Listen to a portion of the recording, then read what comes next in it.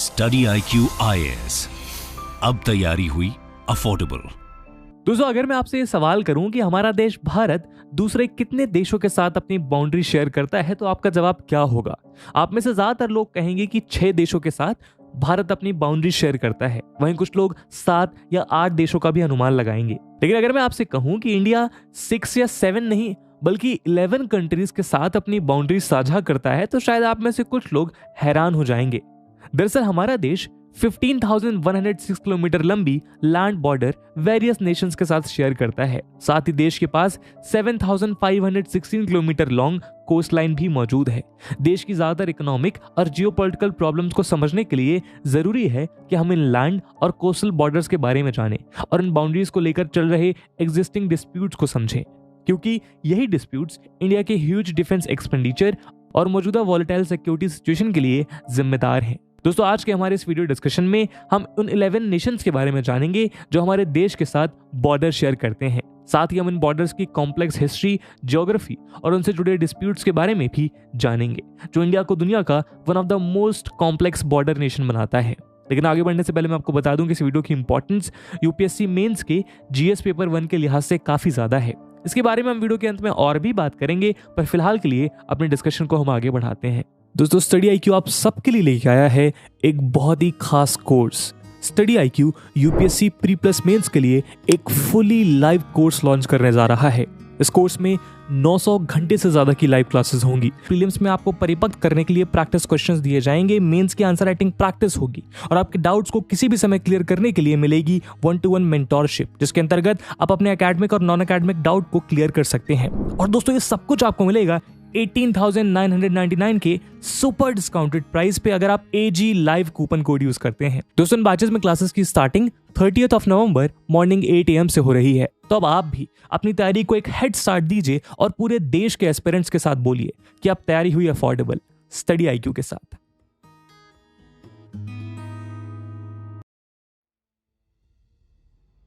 दोस्तों, सबसे पहले इंडिया की सबसे इंटरेस्टिंग और कंट्रोवर्शियल बॉर्डर की बात कर लेते हैं, जो हम पाकिस्तान के साथ साझा करते हैं। इंडिया और पाकिस्तान के बीच 3,323 किलोमीटर लंबा बॉर्डर है। ये figures ministry of home affairs द्वारा एक्सेप्टेड ऑफिशियल फिगर्स हैं, जो इंडिया के मैप में दिखाए गए हैं। इसमें वो इलाके भी इंक्लूडेड हैं जिन पे इंडिया का क्लेम तो है लेकिन कंट्रोल नहीं है। ये बॉर्डर गुजरात से शुरू होते हुए Rajasthan, Punjab, union territories of Jammu and Kashmir और लद्दाख तक जाता है। इस बॉर्डर को सिक्योर रखने की जिम्मेदारी BSF यानी बॉर्डर सिक्योरिटी फोर्स के वीर जवानों के मजबूत कंधों पर सौंपी गई है। जनरली ऐसा समझा जाता है कि इंडिया और पाकिस्तान की पूरी बॉर्डर को LOC यानी लाइन ऑफ कंट्रोल कहा जाता है, लेकिन इस कॉमन परसेप्शन के विरुद्ध सच्चाई कुछ और है। दरअसल इंडिया पाकिस्तान के बॉर्डर को red Cliff line, line of control या इंटरनेशनल बॉर्डर में से क्या कहा जाएगा, इस बात पर डिपेंड करता है कि बॉर्डर के कौन से एरिया की बात हो रही है। दरअसल इंडिपेंडेंस के समय ब्रिटिश सरकार ने इंडिया का पार्टीशन करके पाकिस्तान क्रिएट किया और दोनों बाउंड्री कमिटीज के चेयरमैन साइरिल रेडक्लिफ के नाम पर बॉर्डर का नाम रेडक्लिफ लाइन पड़ा। लेकिन इस समय तक जम्मू कश्मीर इंडिपेंडेंट स्टेट था, इसलिए यहाँ का बॉर्डर रेडक्लिफ मार्क नहीं कर पाए। इसलिए पंजाब और जम्मू के कुछ शुरुआती इलाकों तक के बॉर्डर को रेडक्लिफ लाइन और इंटरनेशनल बॉर्डर के नाम से जाना जाता है। 26 अक्टूबर 1947 को जब महाराजा हरि सिंह ने इंडिया के साथ इंस्ट्रूमेंट ऑफ असेशन साइन किया, उस समय पाकिस्तान की ओर से बहुत से ट्राइबल वॉरलॉर्ड्स कश्मीर के बड़े हिस्से में इन्फिल्ट्रेट कर चुके थे। 1949 में जब यूनाइटेड नेशंस ने सीज फायर मीडिएट किया, तो उस समय की पोजीशंस के हिसाब से जो बॉर्डर बना उसे सीज फायर लाइन कहा गया। 1971 वॉर में पाकिस्तान की करारी हार के बाद शिमला एग्रीमेंट साइन किया गया, जिसमें सीज फायर लाइन को लाइन ऑफ कंट्रोल यानी LOC का नाम दे दिया गया। दोस्तों, इंडिया पाकिस्तान बॉर्डर पर कोई भी डिस्कशन बाउंड्री डिस्प्यूट्स डिस्कस किए बिना अधूरा है। आइए इन बॉर्डर डिस्प्यूट्स के बारे में ब्रीफ में जानते हैं। पहला डिस्प्यूट है पाकिस्तान द्वारा जम्मू एंड कश्मीर के बहुत से हिस्सों पर किए गए इलीगल ऑक्यूपेशन पर। 1949 की सीज फायर लाइन के अनुसार पाकिस्तान ऑक्युपाइड कश्मीर यानी POK, जैसे पाकिस्तान आजाद कश्मीर कहता है, और लद्दाख के साथ लगने वाले गिलगित बाल्टिस्तान के इलाके को लेकर। गिलगित बाल्टिस्तान के साथ लगने वाला एक एरिया है जिसे सक्शगम वैली या ट्रांस काराकोरम ट्रैक्ट के नाम से जाना जाता है। 5300 स्क्वायर किलोमीटर वाला ये इलाका कभी भी पाकिस्तान के कंट्रोल में नहीं था, लेकिन 1963 के सिनो पाकिस्तान एग्रीमेंट के अनुसार पाकिस्तान ने इस एरिया पर चाइनीज सोवरेनिटी एक्सेप्ट कर ली, या फिर दूसरी भाषा में हम कह सकते हैं कि एक तरह से पाकिस्तान ने ये इलाका चाइना को गिफ्ट कर दिया। बदले में चाइना ने गिलगिट बाल्टिस्तान के ऊपर पाकिस्तान की सोवरेनिटी एक्सेप्ट करके एक्चुअल ग्राउंड पोजीशंस के मुताबिक एक इंटरनेशनल बॉर्डर बना दिया। आज भी इस एरिया पर इंडिया अपना लीगल क्लेम करता है। इसके अलावा एक बड़ा डिस्प्यूट सियाचिन को लेकर भी है, जो दुनिया का हाईएस्ट बैटल ग्राउंड माना जाता है।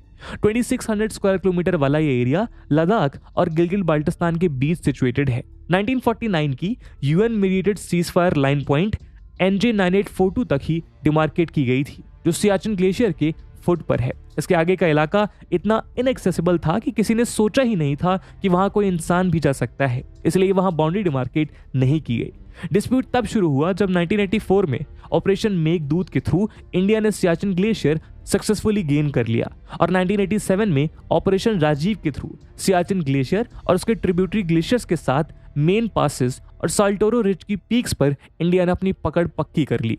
साल्टोरो रिज के वेस्ट की ग्लेशियल वैलीज को पाकिस्तान कंट्रोल करता है। इस एरिया में बॉर्डर को एक्चुअल ग्राउंड पोजीशन लाइन यानी AGPL कहा जाता है। चलिए अब इंडिया पाकिस्तान बॉर्डर से थोड़ा आगे बढ़ते हैं और बात करते हैं इंडिया अफगानिस्तान बॉर्डर की। दोस्तों, इंडिया अफगानिस्तान बॉर्डर का नाम सुनकर अगर आप सोच में पड़ गए हैं तो आप अकेले ऐसे इंसान नहीं हैं। दरअसल इंडिया अफगानिस्तान बॉर्डर के बारे में आम जनता के बीच इतनी कम जानकारी है कि ज्यादातर लोगों को इस बात का इल्म भी नहीं है कि इंडिया अफगानिस्तान के साथ भी कोई बॉर्डर शेयर करता है। यहाँ तक कि एक बार पार्लियामेंट में भी एक नेताजी ने ये सवाल पूछ लिया था कि अफगानिस्तान के साथ भला हम कौन सा बॉर्डर साझा करते हैं। वैसे तो ये बात अपने आप में बड़ी हास्यात्मक है कि देश के आम लोगों से लेकर देश के नेताओं तक किसी को इस तरह की जानकारी कैसे नहीं है, लेकिन शायद इसकी वजह यह है कि अफगानिस्तान के साथ लगने वाला बाउंड्रिंग इलाका इंडिया के कंट्रोल में नहीं है, बल्कि सिर्फ इंडियन क्लेम के अनुसार अफगानिस्तान के साथ इंडिया का बॉर्डर लगता है। इस पतले से स्ट्रिप ऑफ लैंड की लेंथ महज 106 किलोमीटर की है, जो वाखान कॉरिडोर के एज पे सिचुएटेड है।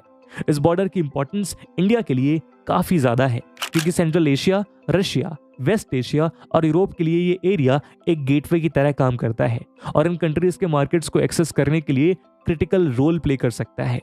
बिना इस जमीन के इंडिया सेंट्रल एशिया के लैंड रूट्स को एक्सेस करने के लिए पाकिस्तान के ऊपर डिपेंडेंट है। साथ ही स्मगलिंग, ऑर्गेनाइज्ड क्राइम और टेररिज्म को कंट्रोल करने के नजरिए से भी ये इलाका काफी महत्वपूर्ण है।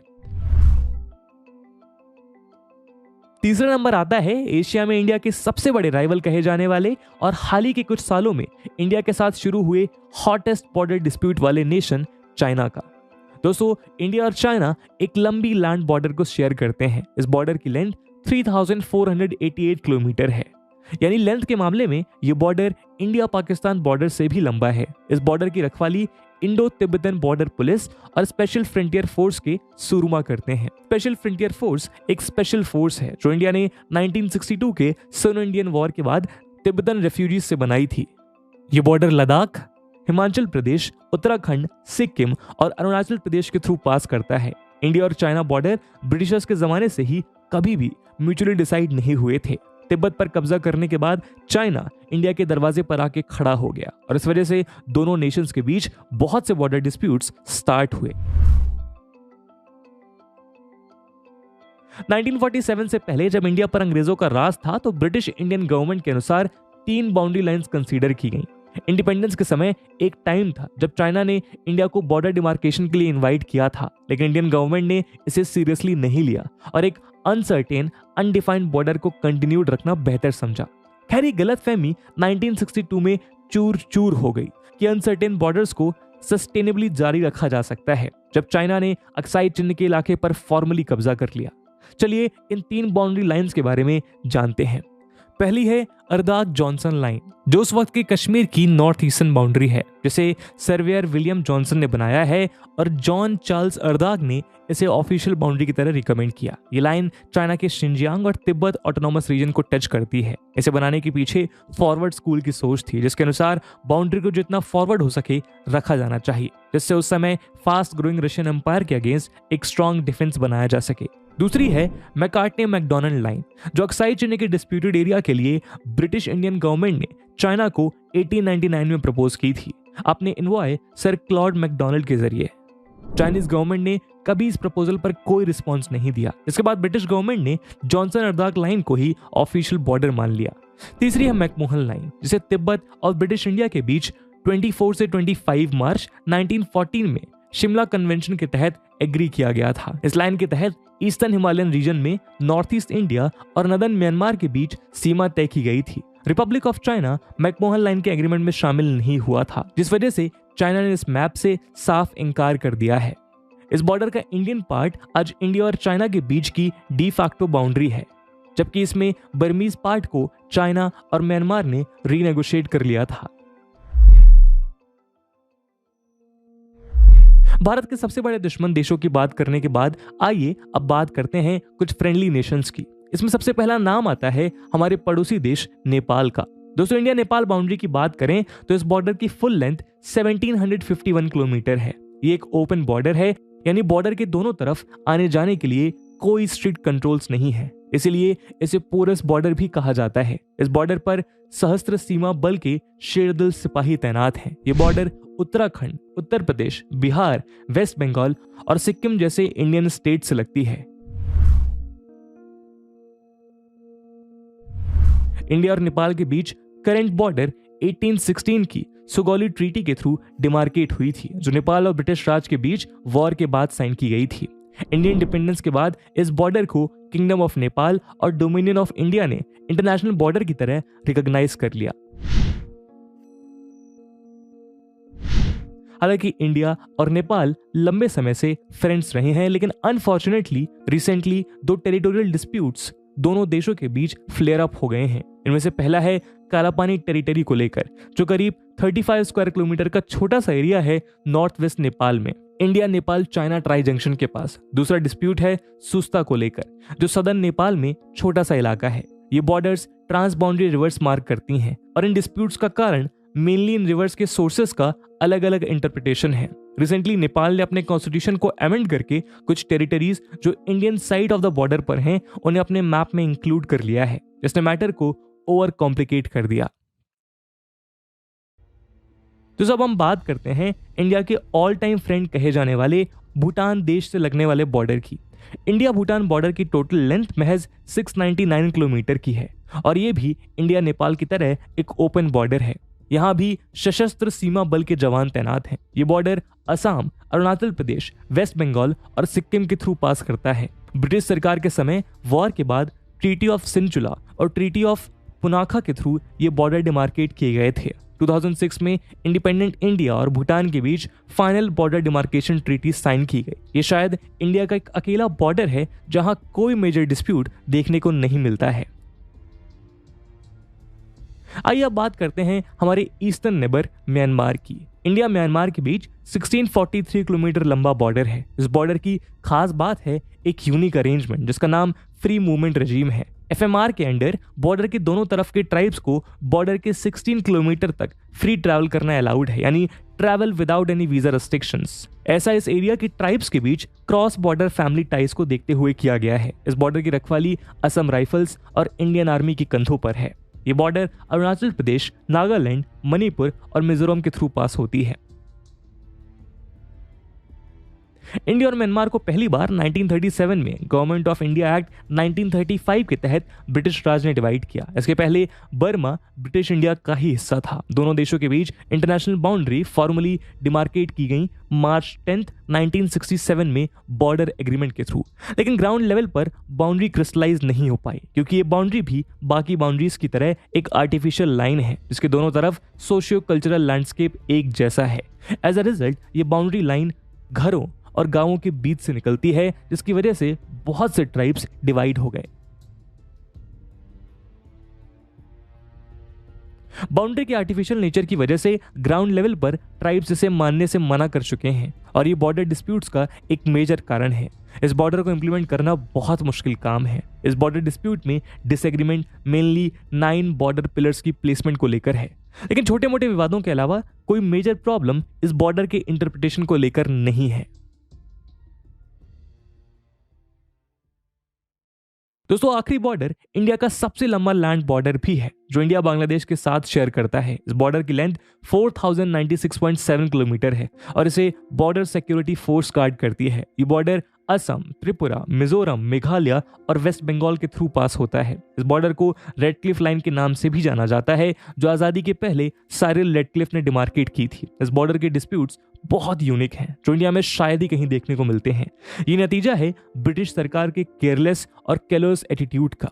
कुछ समय पहले तक बांग्लादेश में 102 इंडियन इनक्लेव्स थे। दोस्तों, इनक्लेव एक देश के किसी एरिया को कहा जाता है जो मेनलैंड से दूर किसी दूसरे देश से चारों ओर से घिरा हुआ हो। 2010 के एक जॉइंट सेंसस में पता चला कि 51,549 लोग इन एनक्लेव्स में रहते हैं। 37,334 बांग्लादेशी सिटीजन्स इंडियन एनक्लेव्स में और 14,215 इंडियन सिटीजन्स बांग्लादेशी एनक्लेव्स में। 1974 में दोनों देशों ने लैंड बाउंड्री एग्रीमेंट साइन किया, जिसके तहत एनक्लेव्स को एक्सचेंज करके इंटरनेशनल बॉर्डर सिंप्लीफाई किया जाना था। इसका एक रिवाइज वर्जन 7 मई 2015 को अडॉप्ट हुआ, जिसे इंडिया के पार्लियामेंट ने 100th अमेंडमेंट एक्ट के थ्रू इंप्लीमेंट किया। इंडिया को 51 बांग्लादेशी एनक्लेव्स मिले, जबकि बांग्लादेश को 111 इंडियन एनक्लेव्स मिले। एनक्लेव्स के रेसिडेंट्स को अपनी पसंद के देश में जाने की आज़ादी भी दी गई। इसी के साथ इंडिया और बांग्लादेश का बॉर्डर डिस्प्यूट समाप्त हो गया। तो दोस्तों, ये तो बात हुई लैंड बाउंड्रीज की। आइए अब बात करते हैं मैरीटाइम बाउंड्रीज की। दोस्तों, जब भी हम बाउंड्रीज की बात करते हैं तो उसमें मैरीटाइम बाउंड्रीज अक्सर हमारे दिमाग से निकल जाती हैं। मैरीटाइम बाउंड्रीज यानी दो देश के बीच की बाउंड्रीज जो वाटर बॉडीज में डिवाइडेड है। इन बाउंड्रीज का एम है वाटर बॉडीज में मिनरल्स और बायोलॉजिकल रिसोर्सेज पर नेशंस के एक्सक्लूसिव राइट्स को डिमार्केट करना। इन बाउंड्रीज के आगे के वाटर्स इंटरनेशनल वाटर्स कहलाते हैं, जहां के रिसोर्सेज के ऊपर किसी भी एक देश का एक्सक्लूसिव राइट नहीं होता है। इन बॉर्डर्स को United Nations convention on the law of the sea यानी UNCLOs के रूल्स के तहत डिमार्केट किया जाता है। इंडिया 7 नेशंस के साथ 7,000 किलोमीटर से ज्यादा लंबा मैरीटाइम बॉर्डर साझा करता है। आइए जानते हैं इन सभी बॉर्डर्स के बारे में। दोस्तों, इंडिया और बांग्लादेश के बीच की मैरीटाइम बाउंड्री डिस्प्यूटेड रही है। 1994 से शुरू हुए बायलैटरल नेगोशिएशंस के 8 राउंड्स 2009 तक इनकॉन्क्लूसिव रहे। इसके बाद दोनों पक्षों ने UNCLOs के तहत आर्बिट्रेशन अप्रोच किया। 7 जुलाई 2014 को आर्बिट्रेशन ट्रिब्यूनल ने डिसीजन बांग्लादेश के फेवर में दिया, जिसे दोनों साइड्स ने एक्सेप्ट किया और डिस्प्यूट फाइनली खत्म हुआ। इसके तहत साउथ तलपत्ती यानी न्यू मुरे आइलैंड बांग्लादेश को मिला, जो 1970 में एक साइक्लोन के बाद ही इमर्ज हुआ था। मार्च 2010 में यह आइलैंड फिर से समुद्र में समा गया। दोस्तों, इंडिया और श्रीलंका के बीच भी मैरीटाइम बाउंड्री को लेकर एक लॉन्ग स्टैंडिंग डिस्प्यूट है। इसमें कच्चाथीवु आइलैंड का क्लेम भी इंक्लूडेड है। यह आइलैंड का एरिया 285 एकड़ है और फिशिंग एक्टिविटीज के नजरिए से यह स्ट्रेटेजिक इंपॉर्टेंस रखता है। 1974 में श्रीमती इंदिरा गांधी और श्रीलंका की प्राइम मिनिस्टर श्रीमती सीमावो बंदारानाइके ने डिस्प्यूट को सेटल किया और इस आइलैंड को श्रीलंका को सीड कर दिया गया। लेकिन इस एग्रीमेंट में इस एरिया की फिशिंग राइट्स को स्पेसिफाई नहीं किया गया, जो एक नए डिस्प्यूट का कारण बन गया। 1976 में फिशिंग राइट्स को लेकर एक और एग्रीमेंट साइन किया गया, लेकिन मामले को और कॉम्प्लिकेट करने के लिए 1991 में तमिलनाडु असेंबली ने कच्चाथीवु आइलैंड को वापस लेने के लिए रेजोल्यूशन पास कर दिया। लेकिन 2014 में सेंट्रल गवर्नमेंट ने मद्रास हाई कोर्ट को इन्फॉर्म किया कि कच्चाथीवु आइलैंड की सोवरेनिटी श्रीलंका के फेवर में सेटल की जा चुकी है, इसीलिए इंडियन फिशरमैन को इस इलाके में फिशिंग राइट्स अवेलेबल नहीं है। श्रीलंकन गवर्नमेंट ने इंडियन फिशरमैन को श्रीलंकन टेरिटरी में देखते ही गोली मारने के आदेश भी दिए हैं। कॉम्प्लिकेटेड मैरीटाइम बाउंड्रीज की वजह से फिशिंग राइट्स दोनों देशों के बीच डिस्प्यूट का मेजर कारण बने रहे हैं।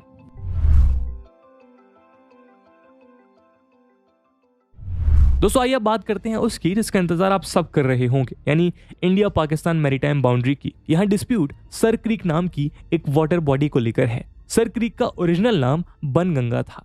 ये इंडस रिवर डेल्टा के अनइनहैबिटेड एरिया में 96 किलोमीटर लंबी टाइडल एस्चुअरी है। ये क्रीक अरेबियन सी में बहती है और गुजरात को पाकिस्तान के सिंध से अलग करती है। डिस्प्यूट का कारण है एम्बिगियस डिमार्केशन।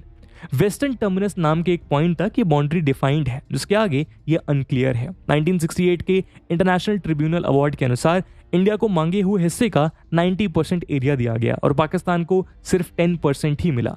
लेकिन सिचुएशन इतनी सिंपल नहीं थी। इस इलाके की क्रीक्स हर सीजन में शिफ्ट करती रहती हैं। इलाका मार्शी होने की वजह से यहाँ सांप, बिच्छू, मगरमच्छ जैसे जानलेवा जानवर हैं जो पेट्रोलिंग मुश्किल बना देते हैं।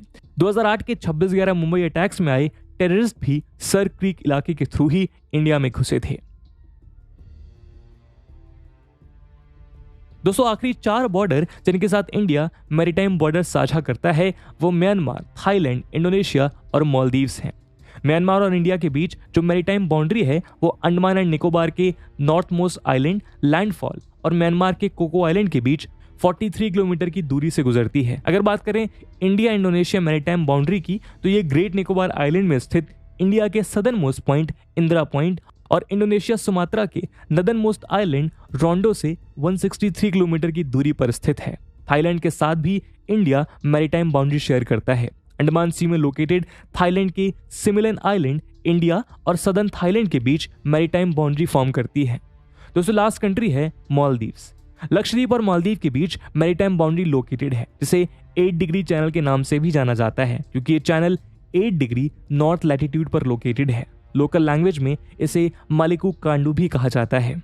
तो दोस्तों ये थे वो सभी नेशंस जिनके साथ इंडिया बाउंड्री शेयर करता है, जहां पाकिस्तान, अफगानिस्तान, चाइना, नेपाल, भूटान, बांग्लादेश और म्यांमार वो 7 देश हैं जिनके साथ इंडिया लैंड बाउंड्री शेयर करता है। वहीं Pakistan, Sri Lanka, Bangladesh, Myanmar, Thailand, Indonesia और मालदीव्स वो 7 नेशंस हैं जिनके साथ इंडिया मैरीटाइम बाउंड्री साझा करता है। आज की वीडियो को यहीं विराम देते हैं। हो सकता है इस वीडियो में हमने बहुत सारे डिस्प्यूट्स को इन डेप्थ कवर ना किया हो, क्योंकि इस वीडियो का मेन मकसद इंटरनेशनल बॉर्डर्स को रिप्रेजेंट करना था मैप्स के थ्रू। अगर आपको लगता है कि किसी एक पर्टिकुलर टॉपिक को इन डेप्थ कवर किया जाना चाहिए तो कमेंट सेक्शन में जरूर बताइएगा। और जैसा कि हमने वीडियो के पहले भाग में बताया था कि इस वीडियो की इंपॉर्टेंस यूपीएससी मेंस के लिहाज से बहुत ज़्यादा है, तो इसी इंपॉर्टेंस को देखते हुए एक सवाल हम आपके लिए छोड़कर जा रहे हैं जिसको आपको कमेंट सेक्शन में आंसर करना है। And the question is describe the reasons behind the land and maritime boundary disputes between India and Pakistan. Also discuss the possible solutions to these disputes. And with this question my friends that's it for the video. I hope आपको video पसंद आया होगा, और अगर पसंद आया है तो अपने दोस्तों के साथ साझा करना मत भूलिएगा। हम मिलते हैं अगले वीडियो में, तब तक के लिए जय हिंद, जय भारत। स्टडी IQ IAS, अब तैयारी हुई अफोर्डेबल।